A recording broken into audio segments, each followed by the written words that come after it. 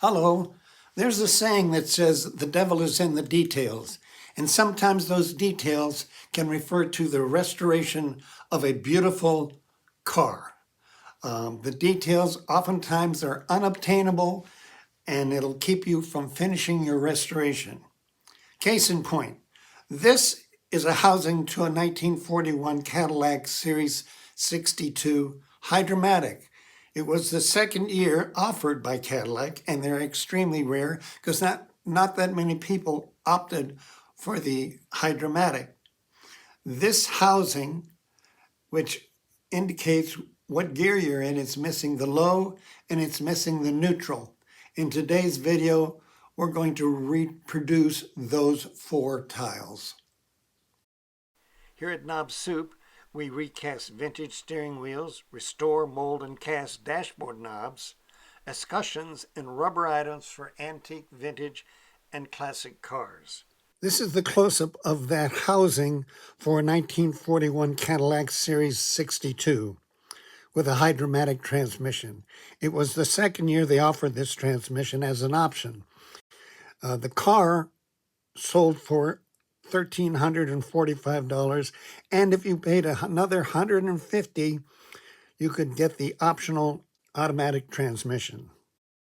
Few people paid the $150 for the automatic transmission, so this housing, along with the tiles, are very hard to come by. This housing is missing the low, and it's missing the neutral. In order to reproduce these tiles, I'm going to have to take these out, these 84-year-old tiles, and replicate them. I will use these tiles as a reference because the old tiles are discolored, but they will give me dimensions and they will give me thickness. In order for me to make copies of these 4 function tiles, I'll need to tape this over with packing tape and fill this backside so I can get an impression of what this inside looks like. I'll do that by making a foam dam here and filling this with silicone. When that has firmed up, I will take it out and make a copy of this interior. And with that, I will be able to cast these 4 tiles out of a translucent ivory. 30 grams of A and 30 grams of B. So this will go into my vacuum chamber to eliminate any bubbles, and then I will be pouring it into here. I'll let it seek its own level, and we'll let it sit for 5 hours. Okay, now that 5 hours have passed, let's take it apart and see how the mold came out. Let's take off the packing tape. Yeah, that looks pretty nice and flat. Now let's take off the back. Very nice, very promising. Now what we're going to do is spray it down with some ease release and make a mold of this mold. So that's the next thing to do, is build another dam, fill it with Rebound 40, which is a firmer silicone, and make a copy of this copy.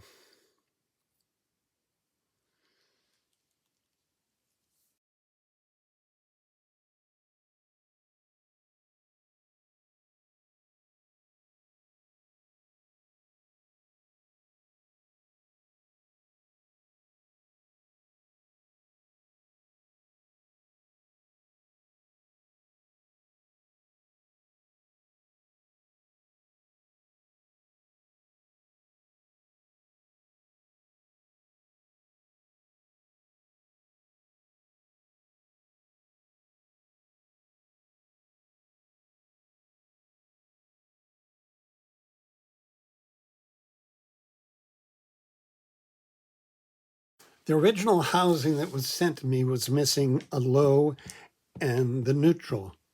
In 1941, they didn't have the parking yet, but I didn't know what the low tile or the neutral tile looked like.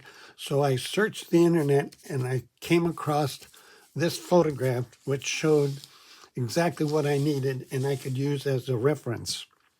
Then I took the original tiles that I had, photographed them, increased them in size in Adobe Photoshop, transferred them over to Illustrator, reduced it to the size of what the actual tile was, and did a tracing of each of the letters. Then I took it to my local trophy shop, and they made an engraving for me that I could use to make a silicone mold. Now I'll take my engraving plaque and make a super thin silicone mold of the function lettering. I'll take some stripped styrene, half round, super thin, 060, cut it to size and glue it down with some Tite Bond. And then I'll take some Rebound 25, mix up a small amount, put it in my vacuum chamber and pulling out all the impurities, the bubbles, and then I'll pour it onto the engraving plaque and taking a 1/8 inch acrylic sheet, placing it down, pushing it down from the top, and then put some weight on it to push it all the way down to those styrene strips, and then wait 5 hours and let it cure.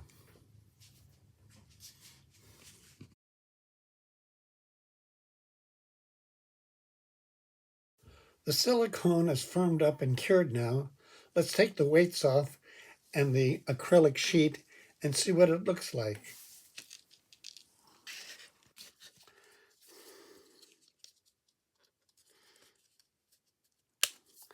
Let's see if we can break a seal here.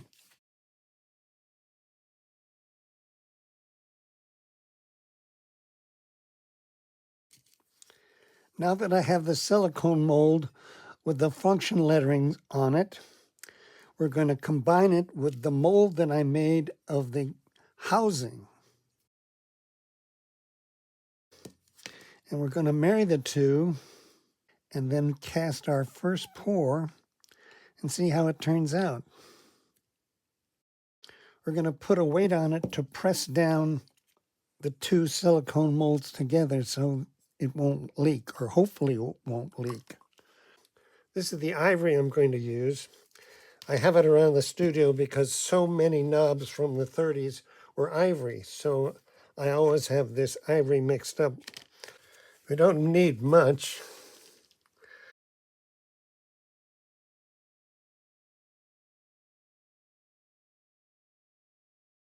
Now I'm going to put it into my pressure chamber at 55 pounds and put these weights on top of it. 3 hours have passed, so let's take the weights off and see how it came out.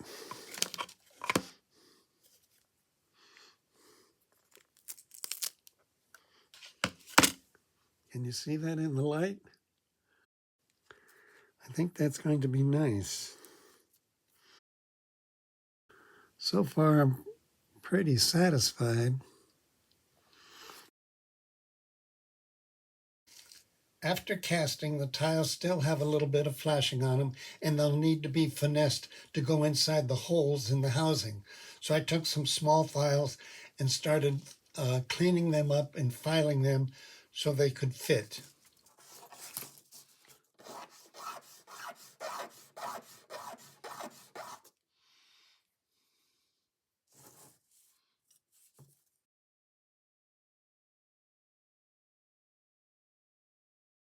After that, I'll fill the lettering with paint. Because the tiles are illuminated from behind in the housing, I will need to file each tile to a desired depth. So I've taken the original reverse tile, measured it, and transferred that data over into the new tiles.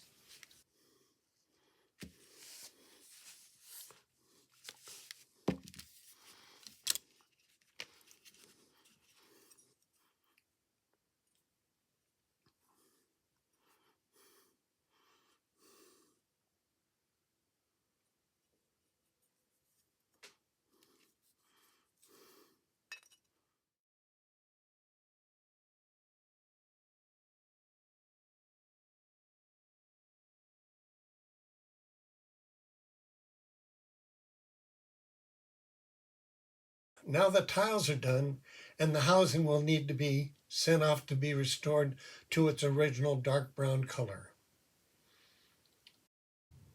I hope you enjoyed this video. Thank you for watching. I'll be making other videos, and I will be posting them soon.